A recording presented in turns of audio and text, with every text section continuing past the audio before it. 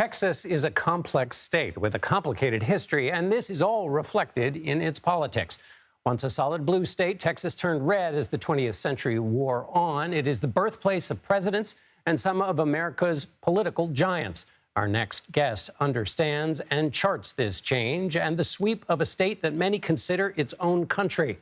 I'm joined here in the studio by Pulitzer Prize-winning author and journalist Lawrence Wright. Thank you so much for being here. Thanks, John. I'm delighted. The new book about Texas is called Mr. Texas. I don't have the jacket cover, which would be better if I did, but I was actually reading it, and so I'd take the jacket cover off. But Mr. Texas, I want to get to in a second, but there is a story in the news that feels like it is out of Mr. Texas, and that's the story of the state's attorney general. Right. 16 charges filed against Ken Paxton. In a Republican state, this is described as a squabble between Republicans in the House and Republicans in the Senate. What do you make of what happened? You know, Texas has never really been corrupt. You know, we've only had one governor impeached in our whole history. Not like Illinois, you know, and but suddenly, you know, this attorney general, you know, he was already under, you know, had indictments for securities fraud. 8 years have passed and no trial, and then he gets indicted where the majority of the Republicans in the House of Representatives vote to impeach him, and then it goes to the Senate. So even the Wall Street Journal said the fix was in. Because of this partisan, it's not really partisan, personal difference between the lieutenant governor who runs the state Senate and Dade Phelan, our Speaker of the House.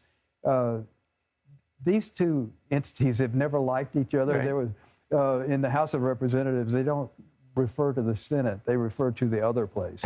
As you write about in your book.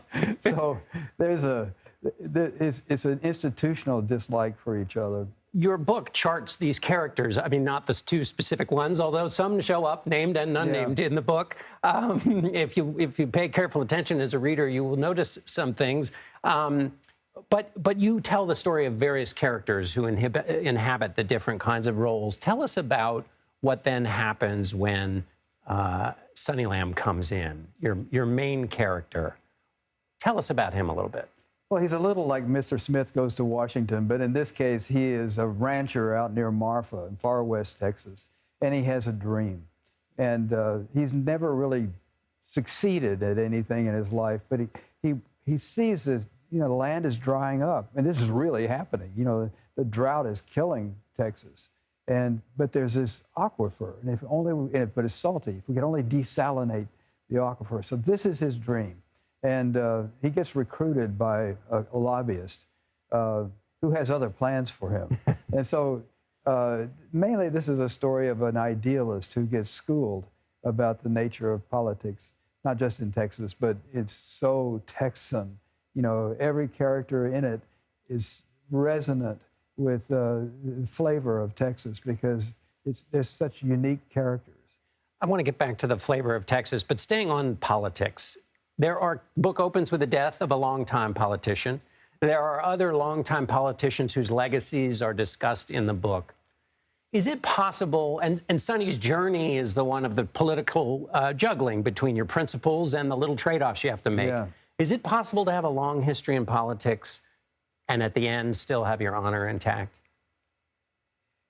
Well, yes, there have been political figures in Texas that have done that. And, well, LBJ, you know, is a good example. But there were some people, Bob Bullock was a lieutenant governor for a long time, and I modeled one of my characters on him. He was larger than life. He had a scandalous personal life, 5 wives, you know, that's just one statistic. You know, he struggled with alcohol, but he loved the state. And everybody knew that about him, and they knew that he would not violate his commitment to the sanctity of the state. And we haven't had that recently.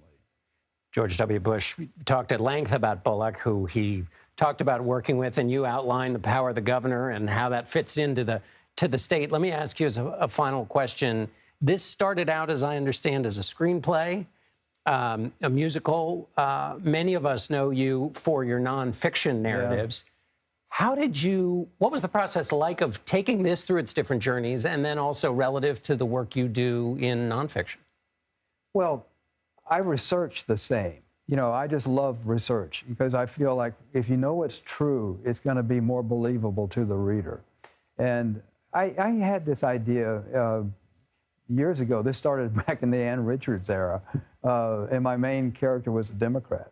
But I had the idea to make a great movie, and I wrote a movie script, and it didn't go anywhere. And then a friend of mine, who's a director, said, "Why don't you do it as a play? We've already rented the theater," which was, you know, sporting. So 4 months later, we had a play, and it was a lot of fun. And a Broadway producer came down and said it should be a musical, and so I started writing music, and then she changed her mind and said it should be a television series.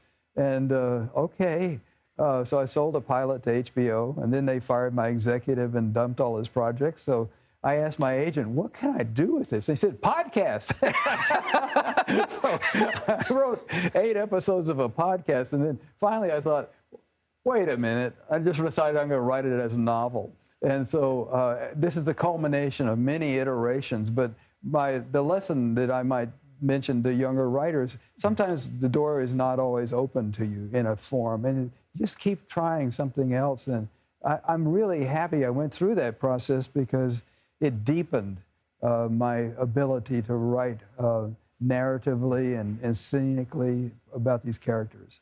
Best possible writer. Lesson to a writer, never give up. Lawrence Wright, thank you so much for being with us. John, it's been a pleasure. Mr. Texas hits bookstores on Tuesday. Go get it.